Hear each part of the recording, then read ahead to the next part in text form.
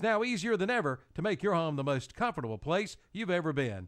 Find out more about their service agreement for $209. One system, 2 visits for $209 per year. Call Bill Shuford Heated and Air, 704-484-0025. Your comfort is our concern.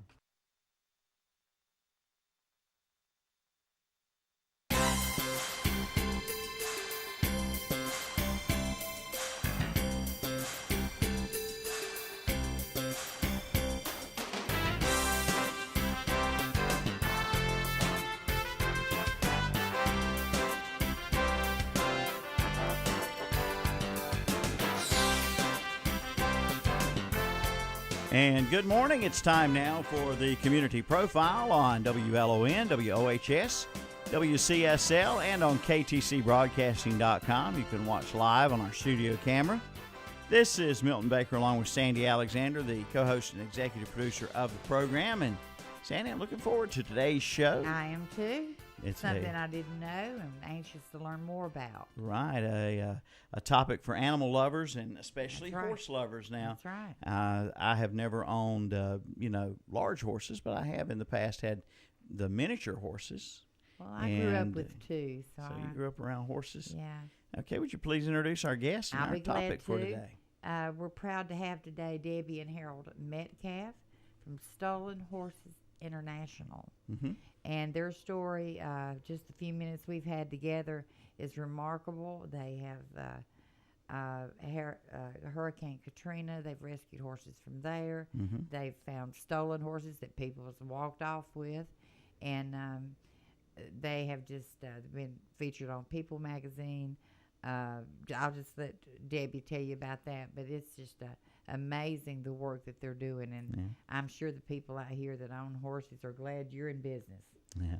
Debbie, nice to have you with us, you and your husband. It's nice to be here. Appreciate you coming in. Now, you folks are from Shelby, right? Yes, we are. And it all started with a stolen horse that happened to you. This happened how many years ago? It happened to us in 1997. Actually, it happened to us on September 26th, 1997. It's a day that's, forever in our brains. We'll never forget it. And prior to that day, you had no idea you would ever be doing a service like this for people, a nonprofit organization like this. Not only that, we had no idea that people were taking horses. Yeah. Yeah, like everybody else, we thought that, we never gave it any thought. We assumed that horse theft went out with the old West days. Yeah. Something that didn't happen anymore. Oh, my goodness. So you had, what kind of horse was it? And I think the horse's name, I've read some information, the horse's name was Idaho? Her name's Idaho. You still have her now? We still have her. She's 29 years old this month. How about that? And what type of horse is she? She is a racking horse. That means, now I don't know a lot about that. That means she's a fancy walking horse. Okay, is she a pleasure rider? She's a pleasure horse. She's a trail horse for us, and it just means that she doesn't bounce when we ride her. Okay. A quarter horse goes up and down. I see. And she kind of goes side by side. She's a little sissy horse. Okay. All right. How did Idaho come to get stolen? I mean, middle of the night, or were you away or what was the situation? It was during the Cleveland County Fair. My goodness. And the one time during the week that everybody knew that we would be gone. Back then I was working out of the house. I had my own business in the house, and I was there in and out, at odd times, so you couldn't pick when I would, my schedule varied. But one time out of the week, we were always gone. We always had our horses at the fair. Our children did. And on Friday nights, we were at the rodeo. And that night, we left at about 6:15 to go feed our horses at the fair. And about 6:30, we were estimating Idaho was stolen because some neighbors saw her leaving, going by their house at about 6:45. Oh, my goodness. So it was during broad daylight. And it often is during broad daylight the horses are stolen. And you had, I assume you called the authorities, but you told me a lot of the legwork you folks did on your own to get her back. We did call the authorities, but we didn't know until the next morning that she was gone because we came home that night and went to bed. Oh, okay. It was So the had- next morning that Harold went out and checked the horses. But the funny thing is, Idaho's a white horse, technically a gray, but white to most people. And when we got up in the morning and looked out the window, we had several horses, but she's the only white one. So when you found Idaho, you knew where all the horses were in the pasture. Yeah. That morning, our beacon wasn't there. And as soon as he didn't see her, he went out to investigate to find out where she was, and he couldn't find her. And no signs that she had, gotten out the fence down or anything like that. It was pretty obvious. And after you talked to your neighbors, pretty obvious then what had happened, right? No, it wasn't really. Oh, really? No, she was just gone. Yeah, just vanished. She was just gone, but because the fence was cut, Oh, it was. we actually walked over her hoof prints on the dirt road. I did, and I looked at them and thought, saw the hoof prints, but because we didn't know that people were stealing horses, we didn't really know what the clue meant. When I looked at them later and traced them back, it traced right back to the fence where it was cut. Yeah. But because we didn't know people were stealing horses, we didn't know to look. So this was the beginning of a new realization for you folks that there are horse thieves out there, and it's all across the country. And I see on your website you've gotten contact from people from foreign countries as well. Oh, we do. We work with people all around the world. But at that moment, when we made the discovery that our horse had been stolen, we thought we were the only ones in the entire world that it had happened to. It really felt that way to us. What kind of response did you get from the police about this? Did they give you much hope of ever tracking her down? Not really. Yeah. I don't really think they knew what to do with it. Yeah. It's not something you hear about every day. No, it's not. And I don't think law enforcement goes to school. It's not. I don't think there's a course, Horse Theft 101. Yeah. Sandy, you have I have looked at several magazines and things that because I think Idaho was stolen and eventually found. Well, where did you eventually find Idaho? In Etowah, Tennessee. Wow. Really? She had been sold 5 times in 6 months. Oh my. We did eventually catch our own horse thief because of the information that we had uncovered during our own investigation. We were pretty diligent about the work that we did. We started out doing the work, stuffing the envelopes, licking the stamps, because back in 1997, that's all we had, and the internet was new.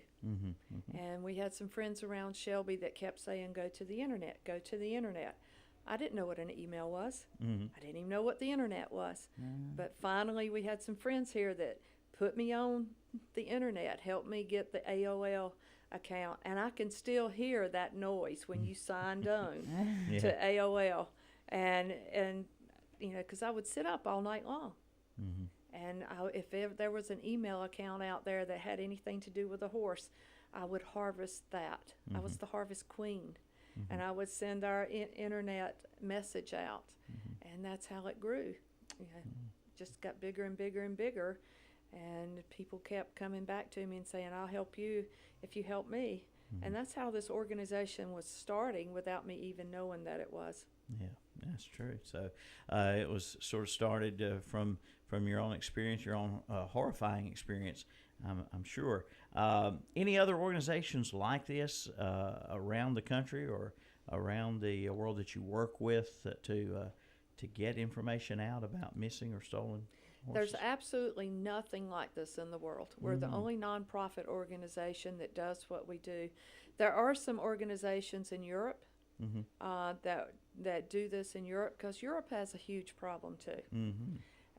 They're not nonprofits, and they're smaller organizations, and we work with them. But there's nothing like what we do. Yeah. Now, your organization. Well, I want to go back a minute. When you got your horse back, was she the same horse to you? Did she come home and immediately you had your horse back, or had I think I'd read where there was some mistreatment and things like that, and it's probably taken a while for her to know you again, because she was gone nearly a year, right? She was gone for 51 weeks, and Yeah. she knew us immediately. Really? Right. Yes, she was. When we saw her the first time, we were in.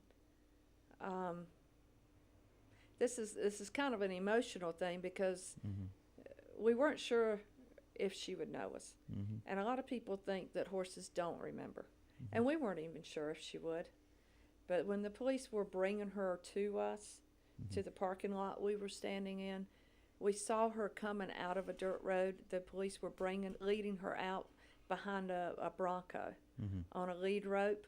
And she always held her head up high and her tail up high. She's a very proud horse. But when we saw her head was down, her tail was down. It's kind of a sad horse. And we knew it was Idaho, but it was like, where is she? Where's the spirit? And I turned to Harold and I said, Harold, whistle. And he whistled the whistle that she had heard for 9 years when he called her. And when he did that, the head came up, the tail came up, and she turned immediately and faced him across the road. And she started passing that Bronco that they were leading her with. And they had to speed up to catch up with her. And it was, I'm glad there was nothing coming across the road because they had to catch up with her. And she went directly to him. And when we put our hands on her the first time, we were standing in a church parking lot in the middle of nowhere in Tennessee. How about that? So that's part of the reason we do what we do. Yeah. We're keeping a promise to pay it forward. Yeah. And your story, you get to help other folks who have those reunions with their missing or lost. We do. Or stolen, rather. We do. Yeah. So, But yes, she knew exactly who we were when we brought her home. She knew exactly where she was. And the horses knew her. When we put her in the pasture the first time, she stood there in the pasture, she looked around, and then she went straight for a path through the woods. It was just a beautiful moment because you could not see that path from where we led her into the pasture. And she took off down through the pasture, and the horses fell straight in line like they'd had a year ago, and she took them right to get water. how about that? And the trees were off, the leaves were off the trees, and we could watch that. It was a miracle to watch it, and we'll never forget that. Sure. Yeah. I know how you feel in a way. I mean, I lost a little miniature one in the middle of the night. One night he got out, and when I found him the next morning, I was surely relieved too. It hadn't been a year, it hadn't been 51 weeks, but it was a great moment when I recovered my little miniature who had gotten out in the middle of the night wanting to go courting. But anyway, the person or persons who took Idaho, were they prosecuted? And Yes. They were. They were. During the time that Idaho was gone, we went to sales. We did things the old-fashioned way. We're lucky to be here because we're just normal people. We didn't know that there were dangers out there in the world. We didn't foresee some of the things that we actually came in contact with. Wow. And we were in the backs of trailers. We were in people's faces that we probably shouldn't have been. You never know. Because we just weren't that kind of folks. And after it was all said and done and we found out what we really were in contact with, it was a little scary. But somebody gave us a tip and told us what happened to our horse and who was involved. And we just kept on pursuing it. And finally, those people got caught stealing more horses. And a trailer here in Shelby, North Carolina from the livestock place over here in Cleveland County, and it traced back. And that's the way the lead came in. And because we had taken this person's name to the sheriff's department, it was kind of validation that, hey, we were right. And one thing led to another, and he was finally prosecuted. What type of sentence did this person get? He got probation for our case, but because we pursued it, he was convicted on on the other horses that he was stealing. Right. He did have to pay restitution in our case, and we took the money that he paid us, and we published my first book called Horse Theft. Been there, done that with the restitution money, and all the money from the book came back to the organization to help fund it and to help people understand how they could help themselves. Okay. Now, how does the organization work now? You've got the website, and it's what's the .com posse? Netposse.com. We learned everything, as we went.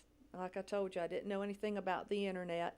And when we started our first website, it was kind of like, okay, we got to put something up there. We're helping these people. And I just pulled the name out of the hat, Stolen Horse International. Didn't have any idea where we were going with this. And it just kept getting bigger and bigger and bigger. And finally, one day, I quit my job and started the nonprofit. Still tried to, do everything, but I'm in it full time now. Yeah. But by the time I tried to get Stolen Horse, shy.com as my URL, it was taken.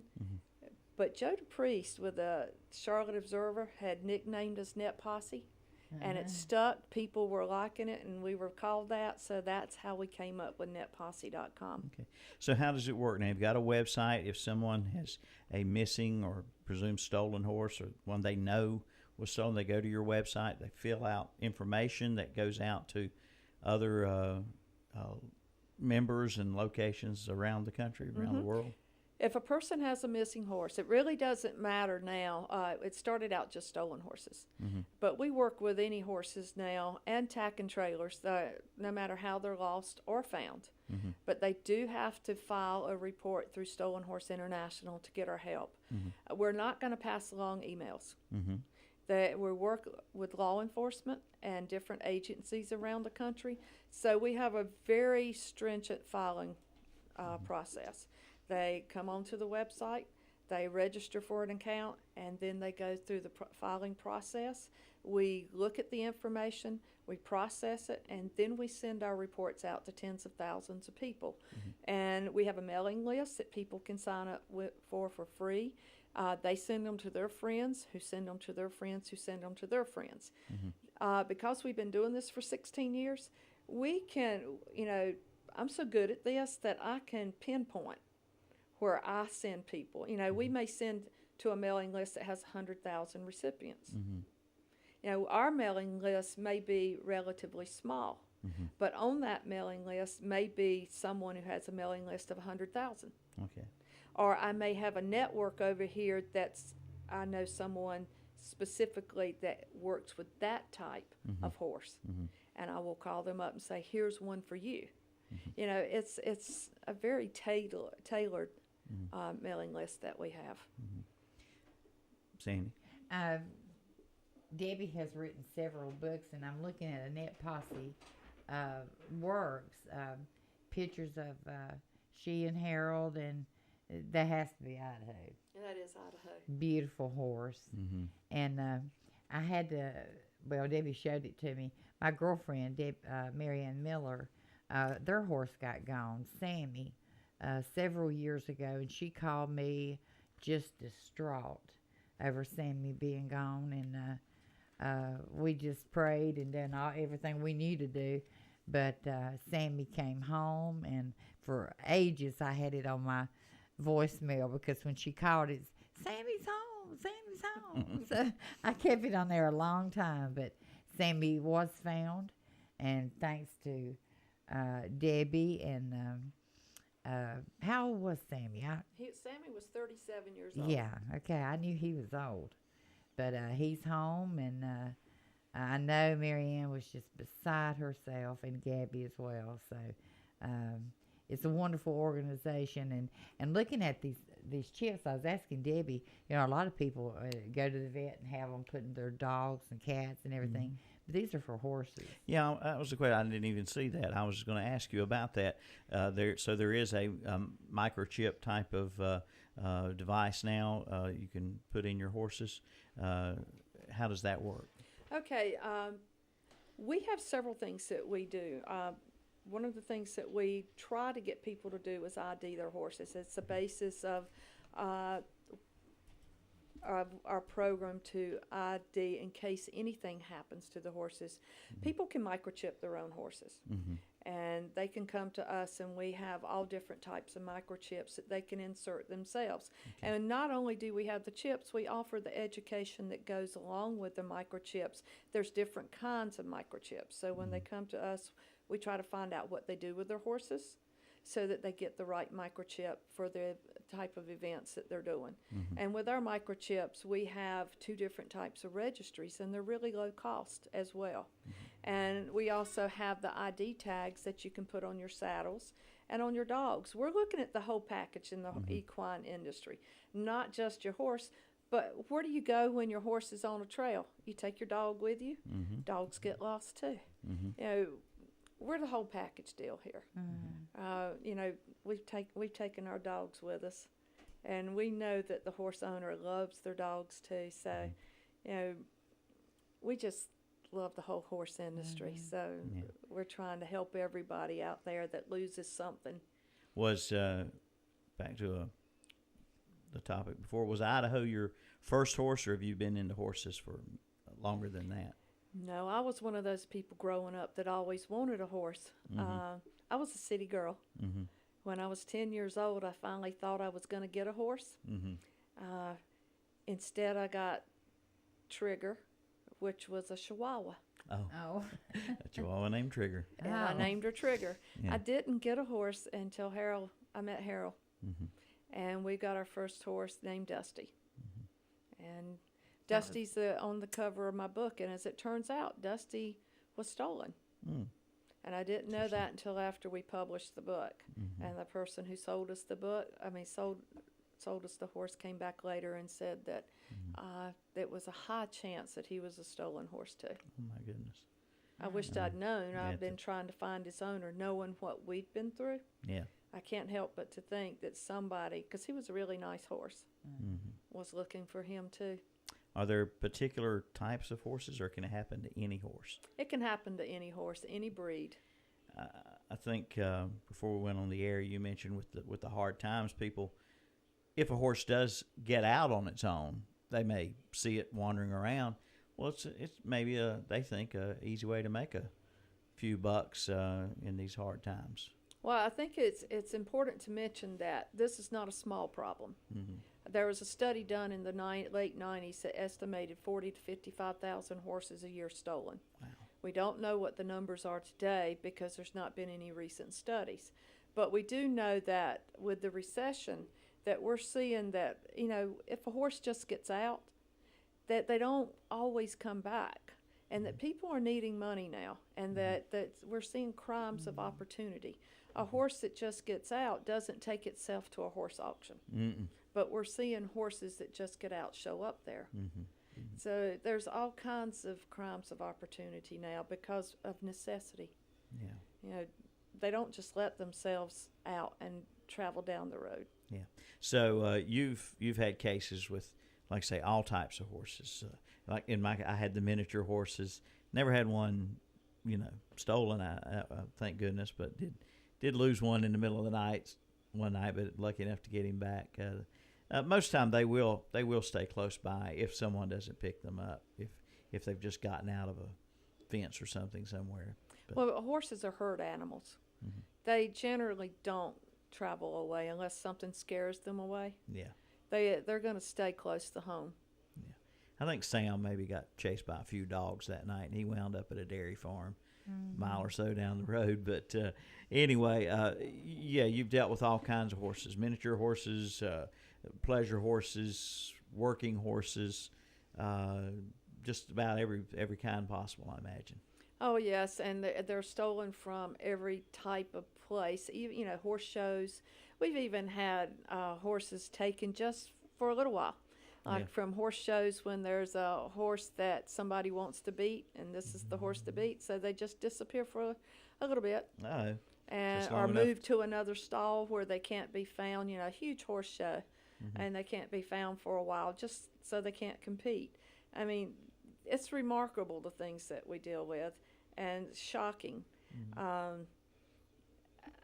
And and there's not much that surprises me anymore. And I deal with this every day of the week. I get up at 5 o'clock in the morning and I go to work. Do you get involved, or do you turn it over to others? Mistreatment of horses. Do you get involved with that in any way? I generally turn that over to others, but I do get involved with it because it is part of what we do. What we do touches every part of the horse industry because a missing horse ends up everywhere. So we touch every part of the horse industry. Are horses stolen by chance for meat purposes? I don't know in this country that might be the case, but elsewhere would they be stolen for that? Possibly. Yes. I don't know that that's the main reason that they're stolen for, but they do end up. Sometimes. And just think about it this way: a horse is stolen. They are taken to a horse auction, and at the horse auction you have the meat buyers, and the meat buyers sell to the slaughter plants. So that's where a stolen horse may end up at a slaughter plant. Do they do that in this country? Oh, yes. They do. Okay. Right now we have no legal slaughter plants. But it happens. But it happens. So the horses are taken outside of the country. Yeah. Well, I was noticing on your website quite a few success stories. The listing would be stamped, recovered or rescued or whatever, recovered. So you have a pretty good success rate. But yeah, we do. We're really proud of that. And not just the ones that are recovered, but the people that we talk to on a day-to-day basis that we help that people never hear about, and we handle a lot of cases that don't even go to the website. We're able to have recoveries just because I pick up the phone. The educational programs that we handle because I travel all over the country and speak at different places. We are based, an education-based organization. So teaching people how to take care of their own needs is part of what we do. I'm looking at the cover of the Gaited Horse. Very good picture, by the way. Thank you. Two old broads on the cover of the magazine. Well, that's and then here it shows you on a PBS station.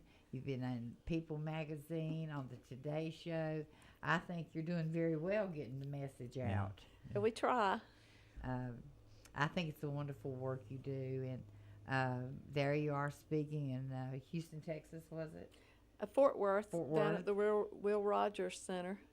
how about that? But that's wonderful. It's just a wonderful work you do. Well, people who own horses, and everybody loves their horse. They're proud of their horse. They may want to, be a little on guard, though. How do you protect yourself and still, enjoy your horse the way you want to enjoy it and be seen with it and be out with it? And you want to let folks know, hey, I've got this beautiful horse, but how do you protect yourself? Well, the first thing we tell people to do is just go to the website and click on the Services Center and look at some of the resources and ID your horse.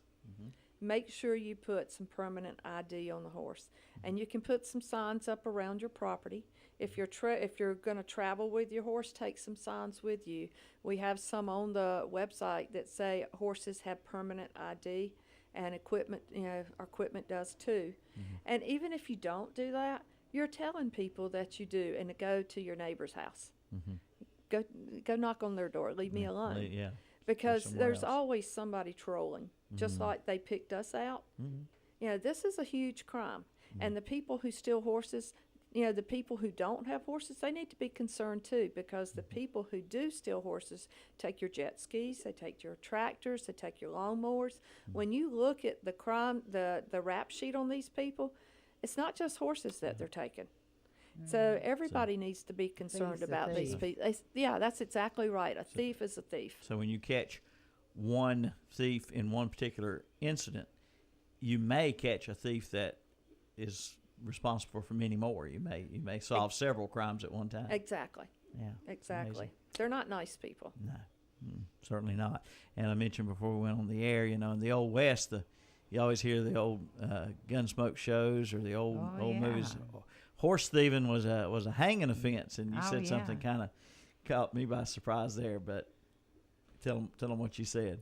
I don't remember what I you said, said but it is on the books. You said it's still on Yeah, the books. is that what you're talking about? It is on the books in Yeah. many of the states still, but But I don't think they're going to do that. I don't think they're going to do that. I have heard of one case. I'm not going to say where, but I think some people around here might know where. I'm not going to say, Harold. That it has been attempted Oh, okay. because it is still on the books. Yeah. Well, all right. There you go. Anything else? I know we could probably talk for a couple hours here and never finish covering every aspect of this. But Well, this is a huge subject, and we appreciate people supporting our organization, and we are a nonprofit. And if anybody has any loose change out there, we appreciate any donations that come our way. Okay. yeah, I've got the website up here. It's again www.netposse.com. The posse, as in the old West term there. The posse goes out and finds the man, or you'll find the horse. Posse goes after the bad guys. That's right. Posse goes after the bad. That's right. Net posse. All right. Well, it's been a pleasure to have you with us today. Absolutely. It's Well, thank you eye-opening for experience. having me. Yeah, I found it very interesting. Very interesting. I no longer own the miniature horses, but I find it very, very interesting. Anyway, I'm still interested in horses. Oh, I love horses. For sure, and love to see them. They're beautiful animals, and people out there, they love their animals. Children especially love their horses, and I'm sure you've had many a heart-touching incident where you help a little child get reunited with a missing horse as well. And can I say one more thing? Yes. This is we run the organization, but we can't do this without you guys. We're at the head of it, but we're a volunteer organization that we never underestimate the power of one. Mm-hmm. We're the one here. It really starts above. Mm-hmm. It comes to us, and we pass it on to everybody else. Mm-hmm. And we can't do it without the people that help us. Mm-hmm. And so we never underestimate the power of one. So we appreciate the help that everybody gives us. Mm-hmm. All of our volunteers, we're here because of the kindness of other people. Yeah. Oh, that's good, Debbie. Well, anything we can do to help and pass the word on, we'll be glad to. Well, thank you. Mm-hmm. All right. We thank you for being here, Debbie and Harold Metcalf. Appreciate you coming in the studio today, just over the road in Shelby. And folks out there, if you've got any concerns or any questions about your horses or your equipment, if you've gotten trailers or tack, anything like that, they also deal in that area too. Yes. Got a phone number on the website. Got the website again. It's www.netposse.com. Or just Google Stolen Horse International, and it'll come up, and help support Absolutely. the organization if you can, or if you need their assistance. They'll be there for you. Bottom line, don't steal. Don't steal. Don't take what's not yours. Yeah, Exactly. yeah. But unfortunately, They do. that They do. message falls on deaf ears It sometimes. does. It does. It's such a shame.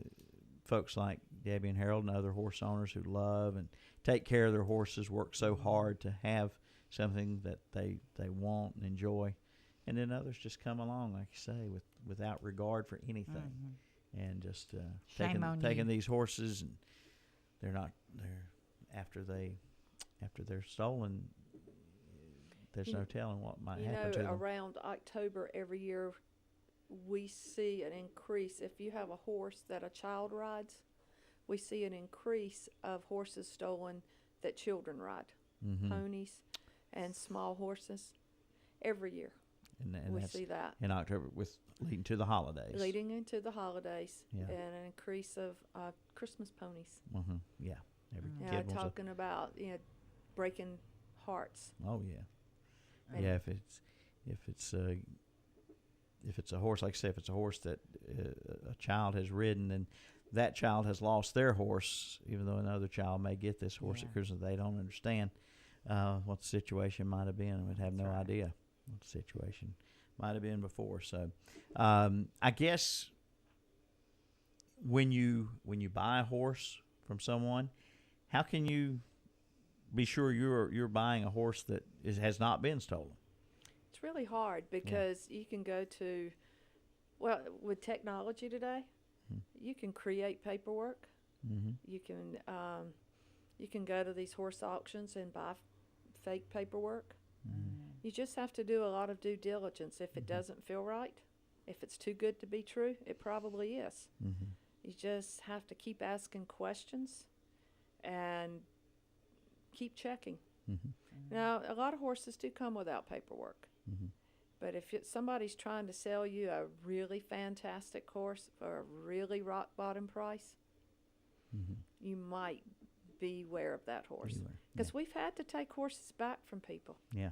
And it's a few years ago, Harold and I drove all the way to the East Coast and took a horse. It was the best day and the worst day we've ever had, where we took a horse away from a lady named Ann that she had had for 6 months.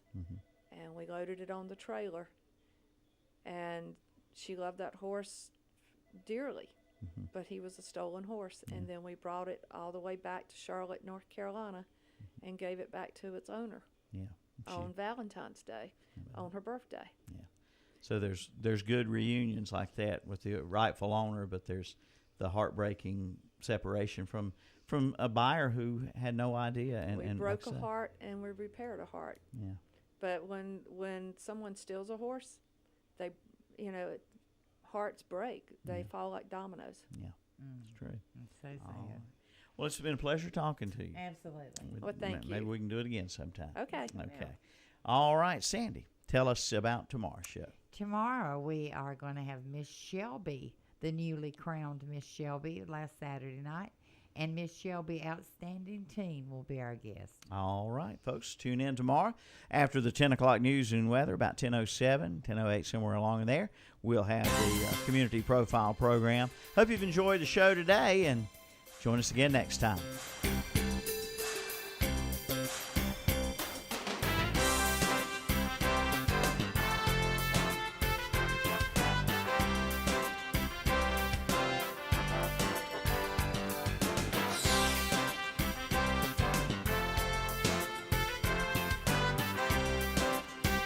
So if you pay for radio, that's going to add up over your lifetime. It's about $1.3 million.